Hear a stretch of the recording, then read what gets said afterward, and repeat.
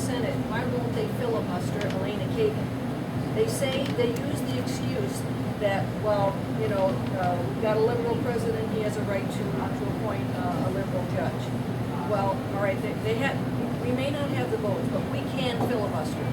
And if this woman gets in there, you know, when they voted on the Second Amendment, it was 5-4.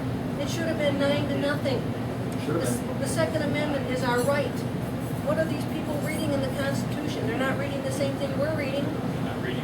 They're not reading the Constitution. The They're activists. They're not judges. The Constitution just gets in their way.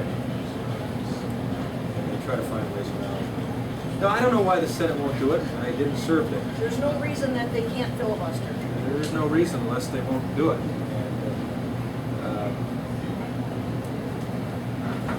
And I don't understand the Senate. I don't either. And I'm tired of writing. I've written so many of them, and you don't get the same answers. It's just sickening. Well, with our senators, I don't know if it's worth writing.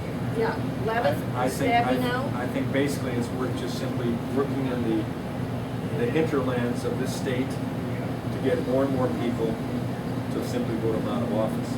Forget about communicating with them, because they're not going to change. I think an effort by the citizens of this country to repeal the 17th Amendment and put it back the way our framers wanted it, and that the states would elect, the state legislatures would elect the senators. Then we have more control. Because right now, all Levin needs to do is find the blocks of large communities, Detroit and other metropolitan areas, get those votes. The rest of us, he doesn't care. And so that's a problem.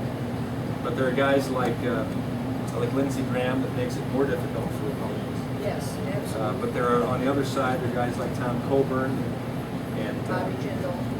Well, Bobby's not there. Bobby's the governor.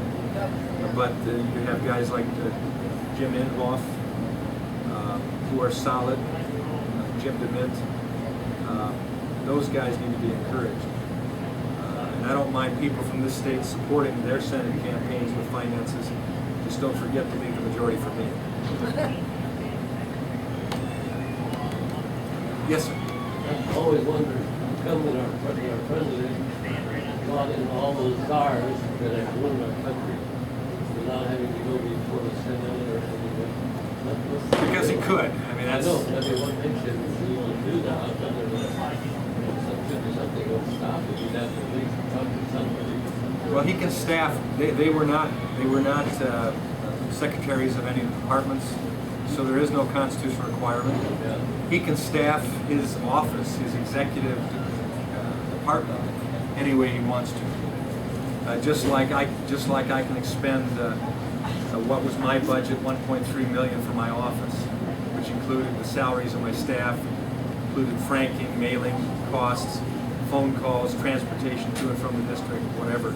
Yeah. I could do it any way I wanted. He can do his office that way. But the American public can say they don't like it. I think with Van Jones, for instance, the hue and cry went up enough that finally we got him out of there. Yeah. But some others, like this recess appointment, Democrats screamed bloody murder when Bush attempted to make a recess appointment.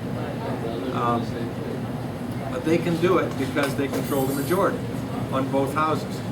So there's no way that they're going to hold a hearing on this atrocity. Especially the latest one. Yeah. So We just have to wait till November. we tell them in November, starting in August 3rd, in the primary. We tell them what's going to happen in November. But then, even then, you know, my fear is full blown about what the lame duck Congress can do. yes, And they will go for broke. they will.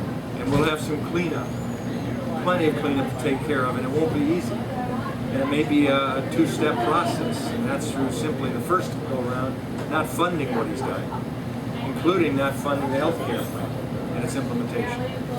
And then doing the change when we get majority and get the president out.